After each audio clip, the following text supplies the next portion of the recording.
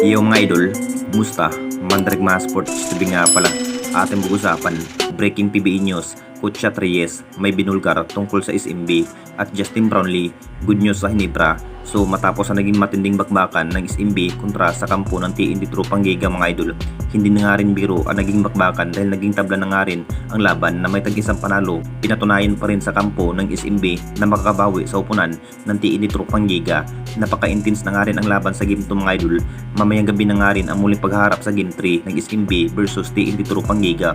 Kung sino na nga ba ang mananalo sa dalawang kupunan, hindi pa rin basta-basta ang SMB mga idol dahil malalakas pa rin pagdating sa bitin area. Ito na nga rin ang dahilan kung bakit tinalo nga ang TNT Tropang Giga sa Game 2. Kung titignan natin lahat mga idol, mas lamang na lamang ang SMB na may Junmar Pardo kung saan mahihirapan ang TNT Tropang Giga makipagsabayan sa laki ni Abay Junmar Pardo. Naging pisikalan na nga rin ang nangyari mga idol sa finals. Matapos ang naging laban, may binulugar na nga rin itong si Coach Reyes mga idol tungkol sa SMB. Hindi pa rin maganda ang nagiging performance ng SMB mga idol, sabi pa nga rin ni Coach Reyes, dahil may halong pisikalan na nga rin ang laban.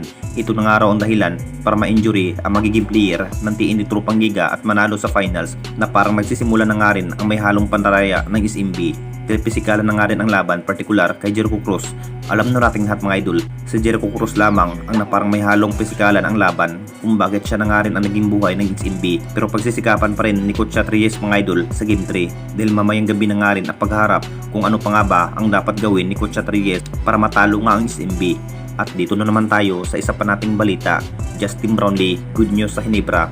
Alam na nating lahat mga idol, dumating na nga rin sa ating bansa ang ating best import na si Justin Brownlee bilang naturalized player sa ating national team na Gilas Pilipinas. Naghahanda na rin si Justin Brownlee mga idol para sa pinabagong practice at sistema sa Gilas Pilipinas at para na rin sa upunan ng Barangay Hinebra. Naging sinabi nga ni Coach Tim Con mga idol na walang magbago ang Barangay Hinebra at hindi muna papalitan itong si Justin Brownlee. Isa na rin si Justin Brownlee mga idol sa napakahusay pagdating sa outside shooting. Talagang siya na nga rin ang magiging import ng ating Barangay Hinebra next Commissioner Cup. Kaya pa rin ng ating best import makipagsabayan kahit anong laking import ang ibang kupunan. Kahit may edad na nga rin ito si Justin Brownlee. Nasa practice ng araw ito si Justin Brownlee mga idol.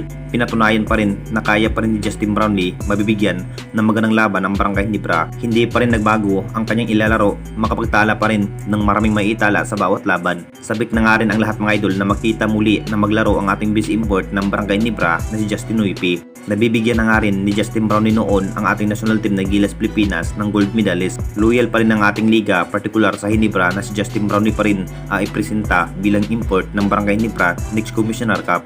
Anong masasabi ninyo mga idol tungkol sa ating video?